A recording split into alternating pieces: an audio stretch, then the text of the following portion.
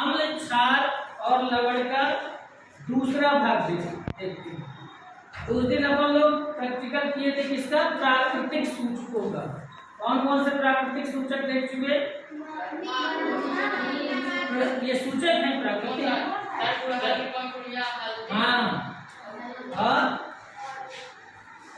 गुड़हल की पंखुड़ियों का रस, हल्दी और लिटमस, ठीक ना, लिटमस पेपर, ये सारे कैसे थे? प्राकृतिक सूचक थे। आज हम लोग देखेंगे कृत्रिम सूचक। हाँ, तो देखो कृत्रिम सूचक कौन कौन से हैं अपने पास। एक ये मेथिल ऑरेंज है और एक ये है फिनोल्फ्थालीन इंडिकेटर, लिखा हुआ है इसमें, ठीक है ना, फिनोल्फ्थालीन इंडिकेटर। तुम्हारे किताब में भी लिखा है, एनसीईआरटी किताब में फिनोल्फ्थालीन इसका नाम, और ये है मेथिल ऑरेंज। तो आज हम लोग इनसे भी देखेंगे कि कृत्रिम सूचक से कैसे परीक्षण किया जाएगा। और आज हम लोग प्राकृतिक अम्ल और क्षार के साथ साथ कुछ कृत्रिम अम्ल और क्षार भी देखेंगे, ठीक है ना। तो चलो सबसे पहले ये हाइड्रोक्लोरिक अम्ल है। क्या है? हाइड्रोक्लोरिक अम्ल। और ये है सोडियम हाइड्रोक्साइड, क्षार है। ये क्या है? क्षार, ठीक है ना, क्षार है। अब हम लोग देखते हैं पहले तो प्राकृतिक अम्लों के साथ देखते हैं कि हमारे सूचक का रंग कैसा आता है। ध्यान से देखना है, ठीक है। तो ये इसमें अम्ल निकाले, नींबू का रस क्या होगा? अम्ल, क्योंकि स्वाद में कैसा होगा? खट्टा, ठीक है। गुड़हल की पंखुड़ियों का रंग इसके साथ कैसा आया था?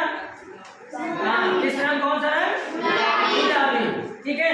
तो अब देखते हैं हम लोग कि हमारे ये मानव निर्मित जो सूचक है, फिनोल्फ्थालीन सूचक, इसका रंग कैसा आता है इसके साथ, ठीक है। ध्यान से देखना है, और इस सूचक का भी रंग ध्यान से देखना है कैसा है। तो ये है फिनोल्फ्थालीन, और इसकी कुछ बूंदे लिए और इसमें डालते हैं अम्ल में। कोई रंग बदला नहीं, रंगहीन हो गया। कैसा हो गया? रंगहीन, यानी कोई रंग नहीं, ठीक है, कोई रंग नहीं। इसको अभी थोड़ी देर रखते हैं। अब एक दूसरी प्रणाली में क्षार लेते हैं। क्षार, ठीक है, ये धोने का सोडा है, यह क्षार का काम करेगा, क्षारक, ठीक है ना। तो इसमें थोड़ा पानी डालते हैं। पानी लाओ, पानी किसी के पास है बॉटल में? हाँ लाओ। चलो इसमें थोड़ा सा निकाल देते हैं, वो पानी नहीं है, वो अम्ल है। हाँ चलो इसमें हम निकाल लेते हैं काम के लिए।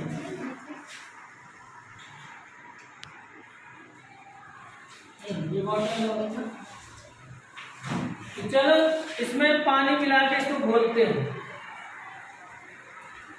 ये घुल गया, ठीक है, घुल गया ना? Yes sir. अब इसमें इस फिनोल्फ्थालीन की कुछ बूंदे डालते हैं और देखते हैं अब कैसा रंग देता है। कैसा रंग आ रहा है? गुलाबी। कैसा?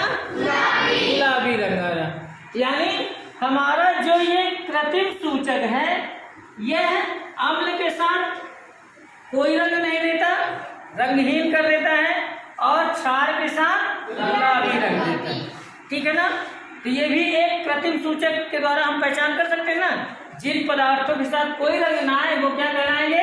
अम्ल, और जिनके साथ गुलाबी रंग आए वो क्या कहलाएंगे? क्षार, ठीक है। अब हम लोग इसी के साथ साथ अपनी एक और महत्वपूर्ण अभिक्रिया देखते हैं, उदासीनीकरण, ठीक है। क्या देखना है? उदासीनीकरण। तो चलो उदासीनीकरण के लिए हम कृत्रिम अम्ल और कृत्रिम क्षार लेते हैं। तो एक हमारा ये बना हुआ है तनु अम्ल है, ठीक है ना, तनु हाइड्रोक्लोरिक अम्ल।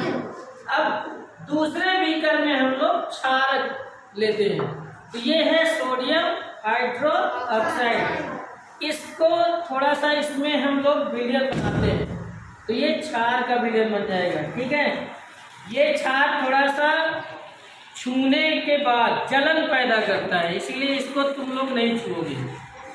ठीक है, इसको हम ही अपने से निकालते हैं। लगता है पुराना पैकेट आ गया, तो ये निकलेगा नहीं।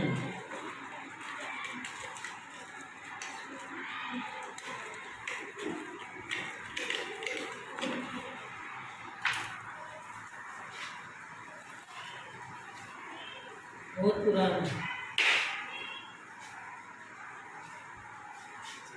दूसरा पैकेट, तब तक तुम और दिखाओ, दूसरा पैकेट लाते हैं। तब तक क्वेश्चन पूछो, क्वेश्चन पूछो। जो स्वाद में खट्टा होता है उसे अम्ल कहते हैं।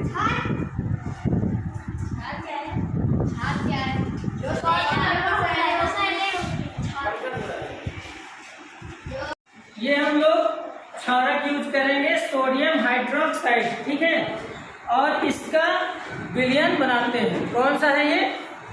Sodium hydroxide. क्या है? हाँ, चलो, तो इसका भी हम लोग थोड़ा सा विलयन बनाते हैं इसमें।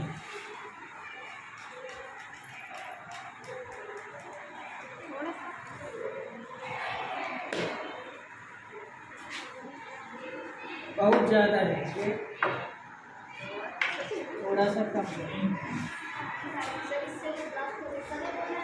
हाँ, ये भी एक ऊष्माक्षेपी अभिक्रिया। देखो हमारे हाथ में सूचक लगा हुआ है, उसके कारण वही गुलाबी कलर आ रहा है। ठीक है, थोड़ा देर में इसको बुला।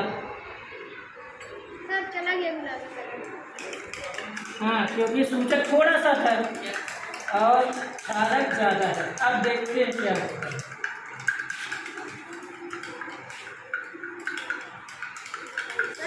ये हमारा क्षारक बन गया। ठीक है ना, अब क्या करना है, एक परख नली में इसमें हम लोग मिलाए थे क्षारक। ठीक है ना, और इसमें हम लोग देखे थे कि जब फिनोल्फ्थालीन सूचक मिलाते हैं तो क्षार के साथ कौन सा रंग आ गया? गुलाबी। ठीक है, अब हम लोग इसमें अम्ल मिलाते हैं। ये हमारे पास अम्ल है पहले से, देखते हैं क्या होता है। उदासीनीकरण, थोड़ा सा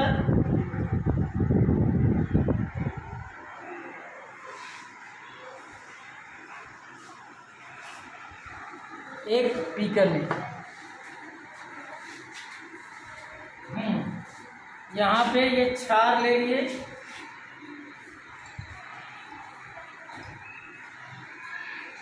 और इसमें अम्ल मिलाते हैं।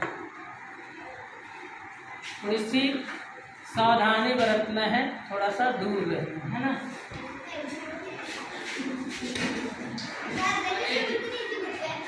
नहीं,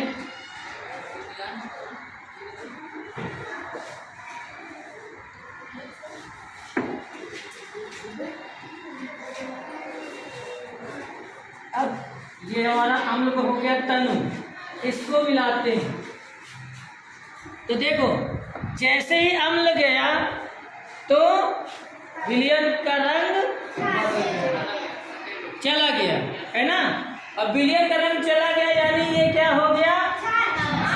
अम्ल। ठीक है ना, अम्ल की मात्रा ज्यादा हो गई। ठीक है, अब हम इसमें क्या करते हैं, फिर से थोड़ा सा क्षार मिलाते हैं। अब क्षार की मात्रा ज्यादा करते हैं। देखो क्षार की मात्रा ज्यादा हुई, रंग आ गया, है ना। फिर से अम्ल मिलाकर देखते हैं। देखो जैसे ही अम्ल की मात्रा ज्यादा होगी तो रंग धीरे धीरे इसका चला जाएगा। देखो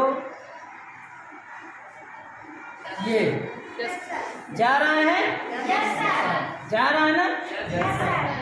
ये देखो रंग गायब हो गया।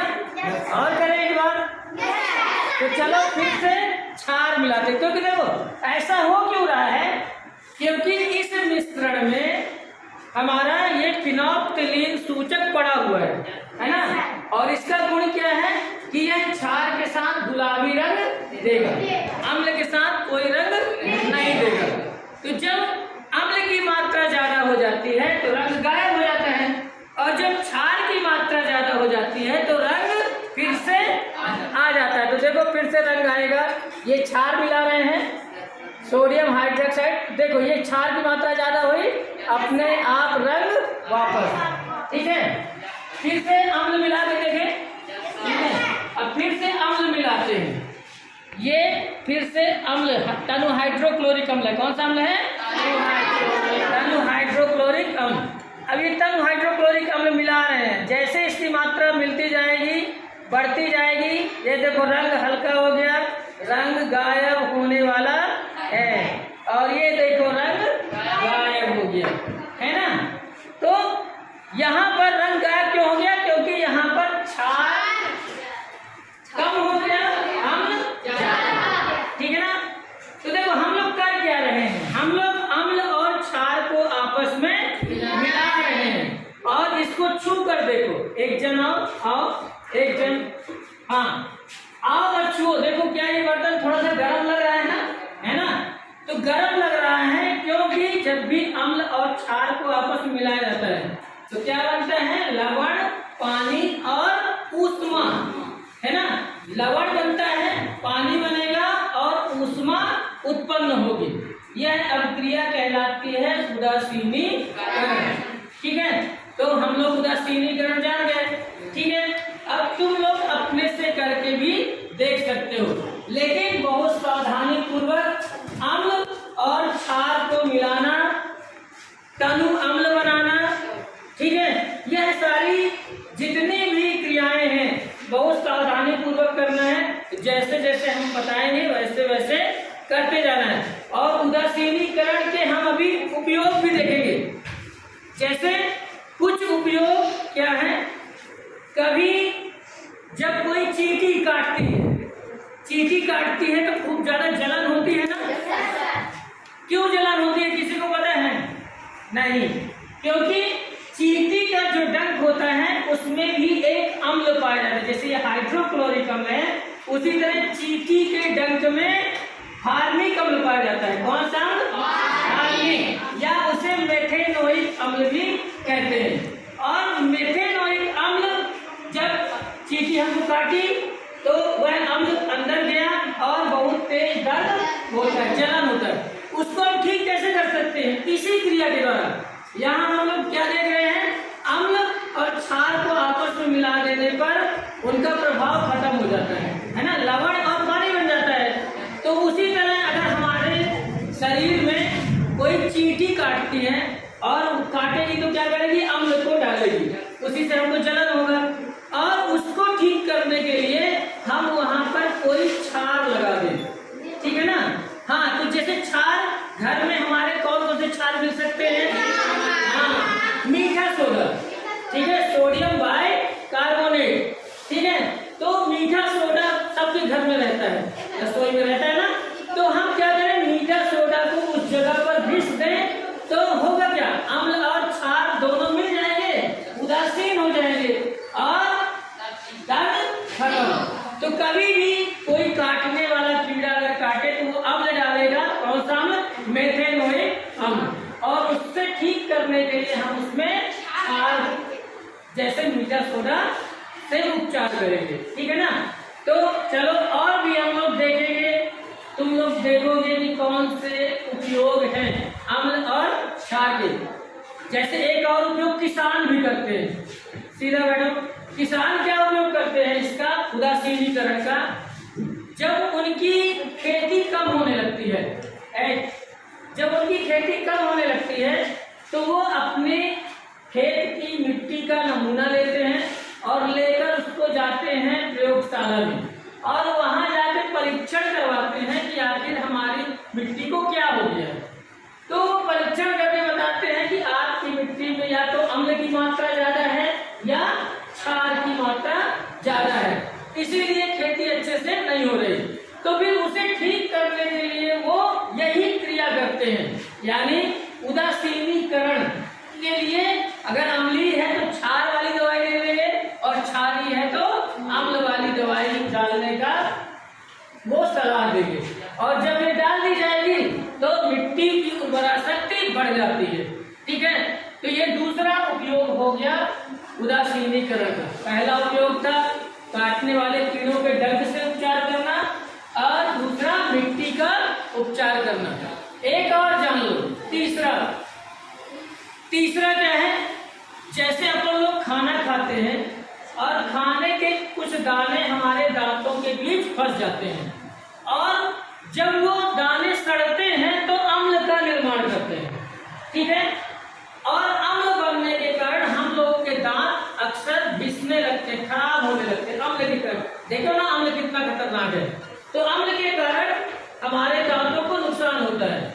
तो ऐसी स्थिति में हम अपने दांतों की सुरक्षा के लिए क्या कर सकते हैं, किसी क्षार का उपयोग कर सकते हैं। इसीलिए जितने भी अपन लोगों के टूथपेस्ट होते हैं, मंजन होते हैं, उनमें सब में क्षार मिला रहता है, ठीक है। पहले के जमाने के लोग राख से मंजन करते थे, तो राख से मंजन क्यों करते, राख भी एक प्रकार का क्षार है, ठीक है।